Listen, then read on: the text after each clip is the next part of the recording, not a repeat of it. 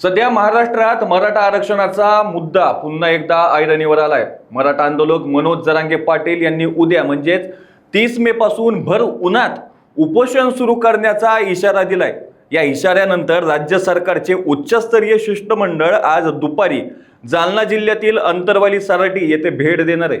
आणि या भेटीपूर्वी मनोज जरांगे पाटील यांनी प्रसार माध्यमांशी संवाद साधत सरकारवर जोरदार टीका केली आहे। नमस्कार, मी आहे बालाजी शिंदे आणि तुम्ही पाहताय लोकाचा टीव्ही। मनोज जरांगे पाटील म्हणाले की उन्हात जाळून घेणं सोपं नाही, ही अग्निपरीक्षा आहे। सरकार मराठ्यांची अग्निपरीक्षा घेत आहे। ते एसी मध्ये बसतात, त्यांना या विषयाची मजा वाटते, पण ही खूप मोठी अग्निपरीक्षा आहे। सरकारने आणि देवेंद्र फडणवीस यांनी मराठ्यांची अग्निपरीक्षा घेतली नाही पाहिजे। याच मराठ्यांनी त्यांना सत्तेवर बसवलंय। मी मंडप कूलर लावून उपोषणाला बसलो असतो, पण स्वतःला समाजासाठी भाजून घेत आहे हे सरकारला कळत नाही का?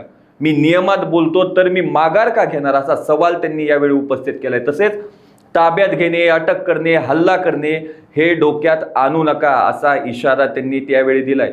विरोधकांना टार्गेट करण्यासाठी मनोज जरांगेंचं आंदोलन आहे असं वक्तव्य मुंबई भाजपा अध्यक्ष अमित साटम यांनी केले होते। याबाबत विचारले असता मनोज जरांगे म्हणाले की आता हा कोण आहे साटम, हा नवीनच आला आहे, त्याला नंतर बघू, अशी प्रतिक्रिया त्यांनी दिली। तर मनोज जरांगे उपोषणावर ठाम आहेत, मात्र आंदोलनाची गरज भासणार नाही असा विश्वास राधाकृष्ण विखे पाटील यांनी व्यक्त केलाय। याबाबत विचारले असता मनोज जरांगे पाटील म्हणाले की ठीक आहे, बघूया, त्यांना मुख्यमंत्र्यांनी काय सांगितलं आहे शिष्टमंडळात येऊ द्या, पण मी उद्याच्या आंदोलनावर ठाम आहे असे त्यांनी सांगितलं। उपमुख्यमंत्री एकनाथ शिंदे म्हणाले की सरकार सकारात्मक आहे, सगळ्या मागण्यांवर तोडगा निघेल। याबाबत विचारले असता 10 महिन्यात काहीच सकारात्मक झाले नाही, आमचे वाटोळं झालंय, मराठ्यांचं वाटोळं झालं, याला जर सकारात्मक म्हणत असाल तर मग खरंय, असं मनोज जरांगे पाटील म्हणालेत। अशाच ताज्या अपडेटसाठी लोकाच्या टीव्हीला सबस्क्राईब करा आणि लाईक करायला विसरू नका।